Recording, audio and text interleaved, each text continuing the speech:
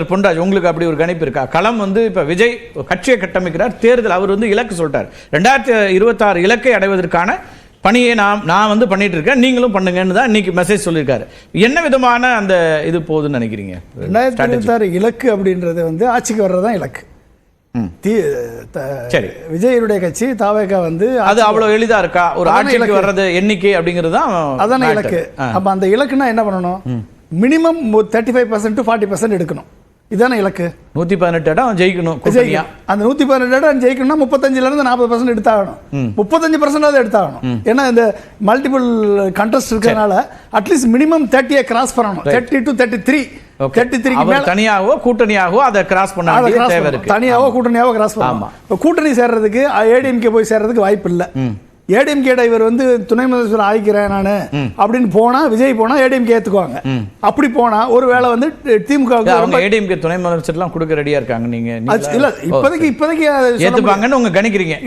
கணிப்பு கொடுப்பாங்கன்னு சொல்ல முடியாது. அதை பத்தி அவங்களும் பேசவும் இல்லை ஏடிஎம்கே. ஒருவேளை இருந்தால் அந்த 2 பேரும் சேர்ந்தா அந்த கூட்டணி அமைச்சா ஒருவேளை திமுக டஃப் ஃபைட் கொடுக்கலாம். சரி, அப்படிப்பட்ட ஒரு சூழல் வருமானால் அது வந்து நம்ம இப்ப கணிக்க முடியாது. அப்ப இவர் இந்த இலக்கை அடையணும் அப்படின்னா என்ன பண்ணணும்? கிட்டத்தட்ட 33% மேல கிராஸ் ஆகணும்.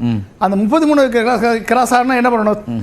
தத்துவத்துல முதல்ல திமுகவை அடிக்கணும், 2வது ஊழல்ல அடிக்கணும், 3வது வந்து குடும்ப ஆட்சியில அடிக்கணும், 4வது நிர்வாக சீர்கேட்டில் அடிக்கணும். இந்த 4லையும் இவரால வந்து விஜயால ஸ்கோர் பண்ண முடியுமா?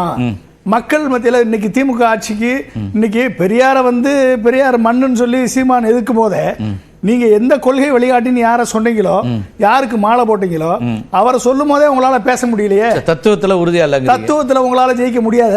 அப்ப உங்களை நம்பி எப்படி தத்துவத்துல இருக்க வருவான்? இன்னைக்கு ஒட்டுமொத்தமா பெரியார தட்டதுனால இன்னைக்கு சீமானுக்கு ஏற்படக்கூடிய பாதிப்பு எந்த அளவுக்கு இருக்குன்னு உங்களுக்கு தெரியும். அப்ப அந்த எதுக்காக அவர் அடிக்கிறாரு சீமான்? உங்களையும் சேர்த்து விஜய் சேர்த்து தான் அடிக்கிறாரு. அவரு பெரியார் அடிக்கிறத தாண்டி விஜய் சேர்த்து அடிக்கிறாரு. பின்புலத்தில் பிஜேபியும் ஆர்எஸ்எஸ் இருக்கு என்பது வெளிப்படையாக அன்னைக்கு தெரிஞ்சு போச்சு. இப்போ இந்த சூழல்லே உங்களால் அரசியல் பண்ண முடியல அப்படின்றப்ப தத்துவத்தில் நீங்கள் ஃபெயிலியர் ஆகிட்டீங்க. அடுத்து ஊழல் வந்து எல்லா கட்சியிலையும் இருக்கு. மேலே பிஜேபியில இருக்கு, காங்கிரஸ்ல இருக்கு, எல்லா மாநிலத்திலும் இருக்கு. இதை மாற்றி கொண்டு வருவதற்கு உங்கள்கிட்ட என்ன திட்டம் இருக்கு? என்ன பண்ண போறீங்க? எப்படி கொண்டாட போறீங்க? உங்கள்கிட்ட சேரக்கூடிய அத்தனை பேரும் ஊழலற்றவர்களா இருப்பாங்களா? அப்ப ஊழலற்றவர்களா இருப்பதற்கு கம்யூனிஸ்ட் பார்ட்டி மாதிரி ஏதாவது சேலரி கொடுக்க போறீங்களா?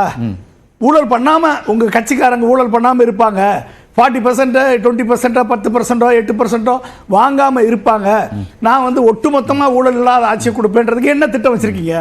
உங்களுக்கு என்ன கொள்கை இருக்கு? இல்ல என்ன செயல் திட்டம் இருக்கு? இதை மக்கள்கிட்ட போய் சொல்லணும். உங்கள்கிட்ட என்ன இருக்குன்னு தெரியல. அடுத்து குடும்ப ஆட்சினா இந்தியா முழுக்க எல்லாருமே குடும்ப ஆட்சி தான் நடக்குது. அதை வந்து ஒரு பெருசாவே யாரும் எடுத்துக்கிறது இல்ல. குடும்ப ஆட்சி மக்களால் ஏற்றுக்கொள்ளப்பட்டு மக்கள் போட்டி போட்டு தேர்தலில் நின்று ஜெயிச்சு வரும்போது அதை குடும்ப ஆட்சின்னு சொல்லிட்டு இருக்க முடியாது. அடுத்து என்னது? நிர்வாக சீர்கேடு. சரி, இன்னைக்கு இருக்கக்கூடிய நிர்வாக சீர்கேடுக்கு உங்கள்கிட்ட என்ன தீர்வு இருக்கு?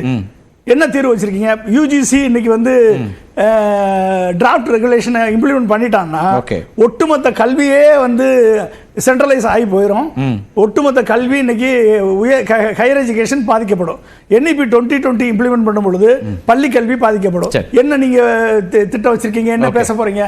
இது மாதிரி 1008 பிரச்சனைகள் இருக்கு. சோ இதுக்கு வந்து ஒரு ஆல்டர்னேட்டா இல்லனா 30-33% பெறக்கூடிய இடத்துக்கு வரணும்னா இந்த 4 அம்சங்கள் குறைஞ்சபட்சம் இருக்கணும். அதுல என்ன இருக்காருன்னு ஒரு கேள்வி எழுப்புறீங்க. திமுகவை எதிர்த்து உங்களுக்கு வாக்களிச்சு உங்களை ஆட்சியில் அமர்த்துவதற்கு உங்ககிட்ட என்ன கொள்கை திட்டம் இருக்கு?